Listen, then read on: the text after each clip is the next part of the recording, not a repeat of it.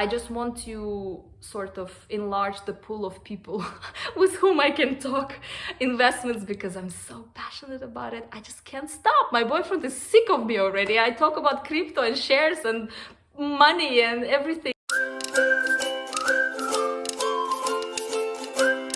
Hi guys, my name is Darina. Welcome to my channel.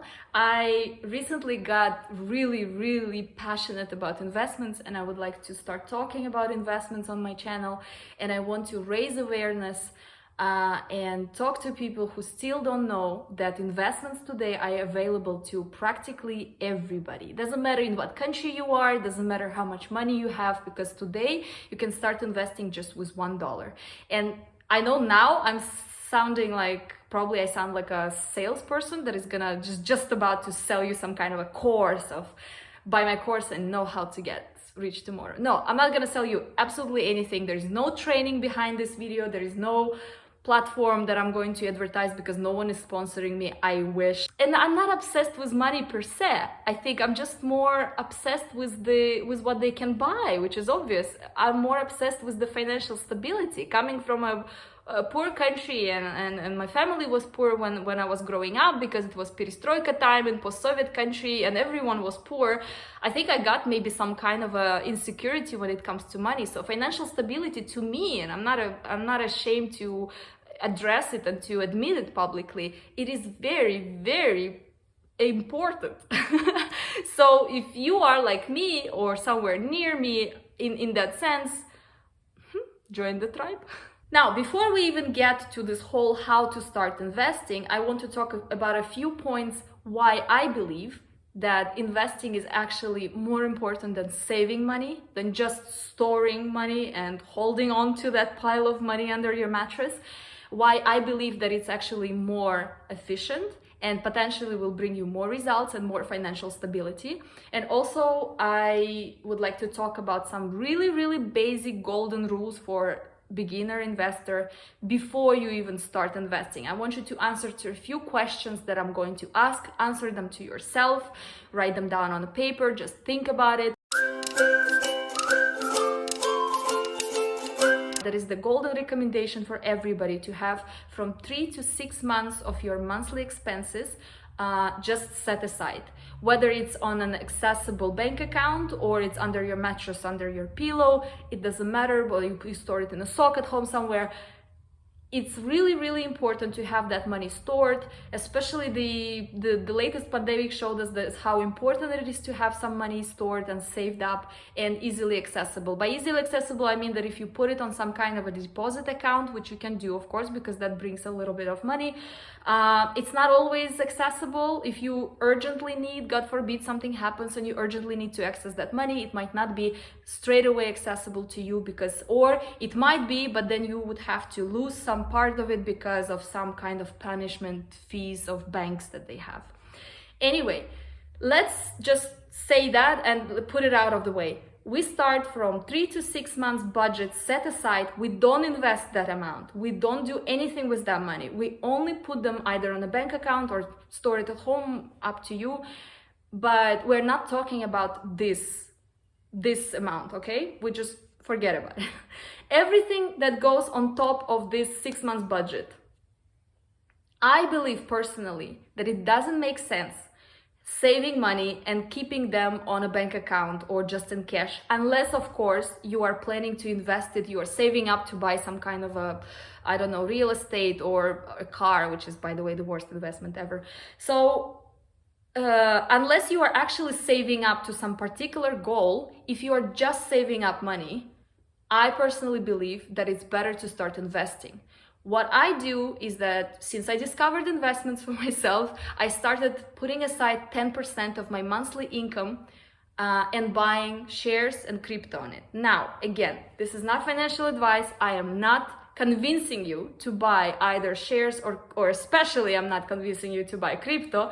I am not convincing you to buy anything at all. All I want to achieve with this video is start the discourse about how to achieve a better financial stability for yourself in the future, and how important to think about these things actually, and how important it is to think about different ways that are actually available to you today, and that by talking to my friends and people I know, people of my age, people with high education, good income, I don't know, living in countries where all kinds of possible investment opportunities are open for them, I'm realizing that people really don't know, they have no idea how easy it is to start investing.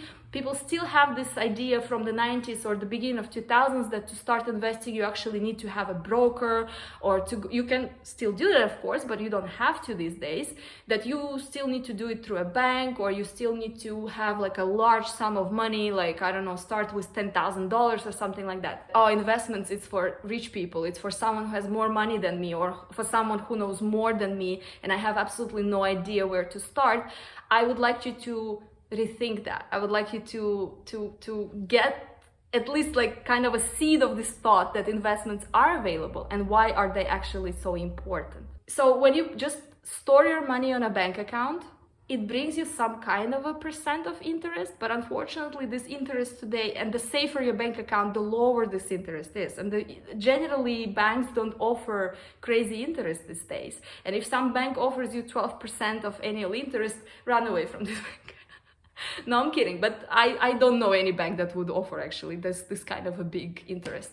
Usually they offer like 1-2%, I don't know, maybe a bit better than that, but my bank in the US offers, and I'm not in the US, but I have a US bank account, and it offers 0.01% of interest. I mean, this is like practically nothing, could have been zero.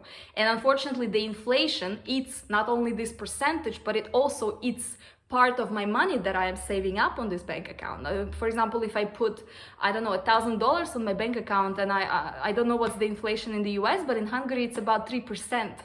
So 3% of my savings is being eaten up every year, if I understand inflation correctly. And I can actually afford less things having the same amount of money in a year than I could have a year ago.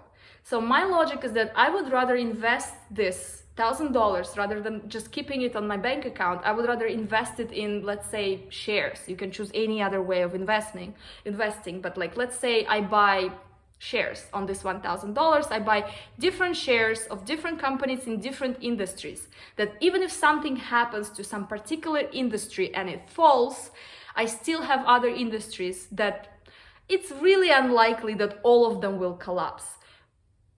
Market collapses from time to time, it's true, but then usually it also recovers, and there are cycles and so on. This is all completely different, it's a completely different topic. Let's not get into that today. We are talking very general now, only just about the logic of why to invest. So my logic here is the following. If I have $1,000 and I would rather invest it in shares, and on average, market brings you it usually raises from 7 to 11% per year, which means that potentially, theoretically, my unrealized return by the end of the year will be between 7 and 11%, which means that if I sell my shares in 1 year, I will have about 10% of profit. And I wouldn't have this 10% of profit if I just kept this money on a bank account.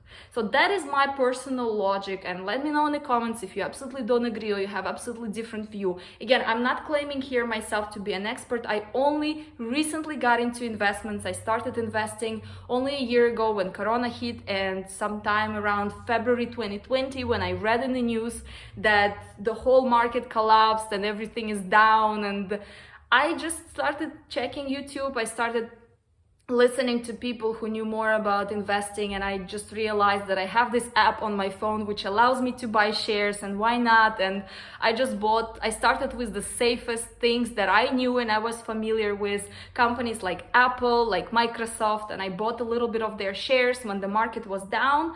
And that was, now I realize, a good decision, even though I knew nothing about investments at that point of time. So talking about just generally the logic between saving and investing, I personally prefer investing. Before you start investing, I think it's really, really important to answer to yourself, whether you just will think it out loud or you can even take a piece of paper and write it down. What is your main goal? What's the purpose of investing? What do you want to achieve by starting this.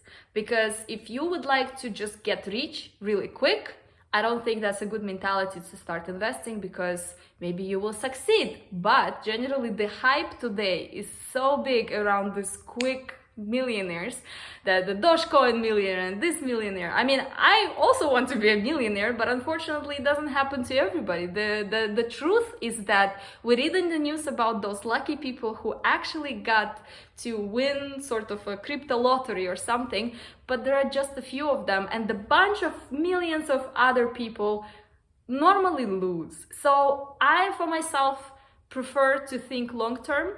And I decided that my purpose of this whole getting into this whole investing business is to make sure that I have more financial stability. Maybe I won't be rich, but I will have more financial stability in the future, in 10 to 20 years. And maybe, just maybe, if I do it systematically enough, if I do it consistent enough, and if I do it smart enough, and I will be a little bit lucky also, which is also important, then maybe in 20 years I will be, or 10 years, I don't know, I will be able to retire and not having to actually depend on my salary, depend on my day job.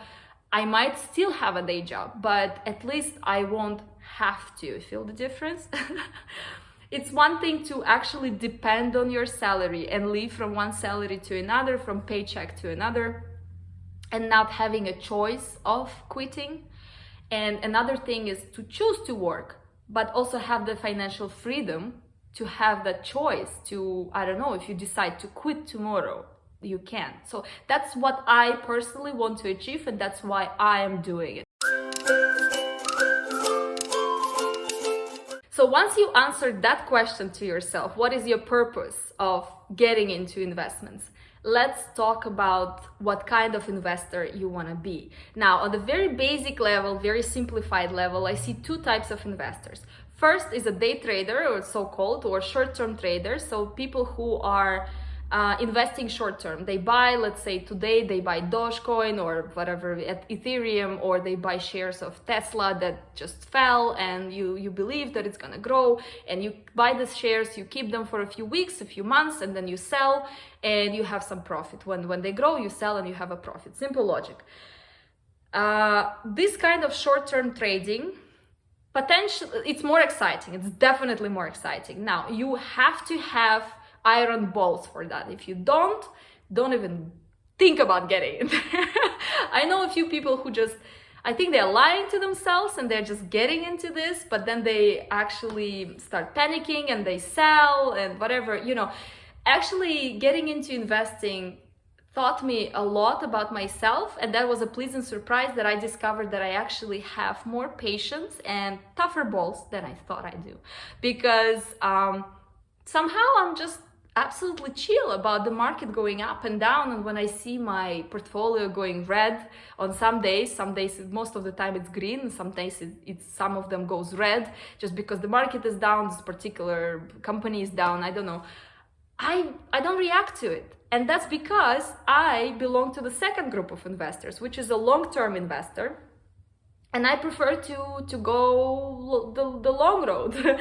So what I'm doing, I'm just hoarding those shares, and I'm just hoarding those crypto and whatever. I'm just investing long term, that in the future, at some point, and at this point, I don't know yet when, I might sell them, or I might just live out of the dividends. I don't know for how long I will keep them, but basically, instead of saving money on a bank account, I'm just investing it and holding on to those shares. I'm not going to sell them in the near future. I'm not going to sell them, at least not in the next 5 years. This is just basically how I am accumulating assets.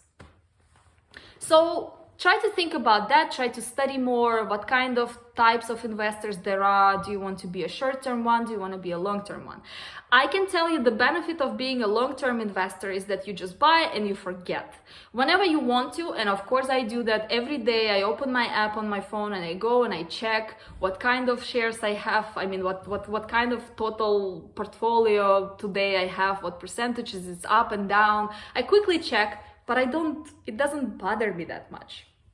I might have 30% up today and 20% up today, which would mean that overnight I lost 10% of my unrealized profit, but it's not gonna upset me. I'm just gonna be like, Okay, because it might be back to 30 tomorrow. So that's the market, especially at the moment, is really volatile, and I don't find any reasons to get upset over it. So that's definitely, if you don't want additional anxiety in your life, I would suggest that start with long-term investing, and then once you will know that you actually have enough of, I don't know, energy, time, effort, like time to put additional effort into additional research, I don't know, sitting and checking and monitoring and all that, then maybe you can later on switch to short-term investing. But I would definitely recommend to start with long-term, at least in the very beginning.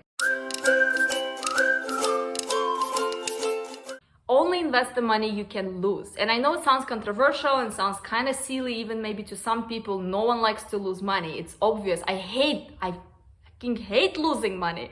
But when I say that, how I personally started treating this money that I put aside and I invest, I am treating it like that. I only invest 10% of my salary on a monthly basis, right?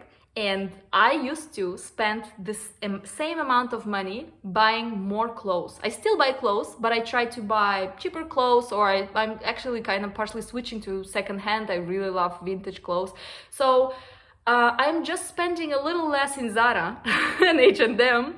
I'm giving less of my money to those big corporations, and instead I'm investing them. So the way I'm thinking about it is that, okay, I bought myself maybe 2 dresses per month less, or maybe I ate 3 times less in restaurants per month, but I invested this money. So I'm kind of already sort of writing off that money away from my budget. On the day when I get my paycheck, I just put 10%, I buy something, I invest, I forget. So sort of, it's kind of already written off in my head, which of course de facto is not true. I still own it, and in fact it actually even grows from month to month. But what I mean is that I kind of don't count on that money anymore, and I think that's the difference between actually saving up money on your bank account and investing it, because once I invested it and I'm not going to sell, I already spent that money. I don't have it anymore. I have it in assets, but I don't have the cash on my bank account. And if I would save that money and put it on my bank account, I would still sort of count on that money, because I would think, okay, but I have on my savings account, I have another this $1,000 or whatever. You know, you feel the difference. So I sort of write this off already, and I think, okay, I already spent this money, I could afford to spend this money, so the same way I can potentially afford losing this money. Treat it as, of course it's an investment, but at the same time, don't get a heart attack if you kind of lose it. That's what I'm trying to say. I'm just trying to save your future nerves. Sort of try to think of it in advance, that there is a possibility that something might happen. You're doing a great job. You are trying to do something to change your financial future, and kudos for that already, and you deserve already some kind of a medal or pat in the back. But should something happen and your plan will not work out, so will not mine, then at least you tried. And also, don't get a heart attack, okay? If something happens, just like, I don't know if I'm being clear enough. I hope so. I hope I'm not sounding ridiculous. Let me know in the comments if I do. I think that's all I wanted to say. I'm definitely leaving links below in the description to those channels that I personally watch and I really like, and I learned a lot from those channels, so I do recommend them. But also, if you know some other channels that talk about investments, please let me know. Leave them in the comments. I will be happy to check them out. And see you in the next video. I guess in the next one it will make sense to already start talking about particularly what steps I took to start investing and what kind of apps are available for you and so on. Today was just very theoretical blah blah. Hope you enjoyed it. Mwah. Kiss you and bye.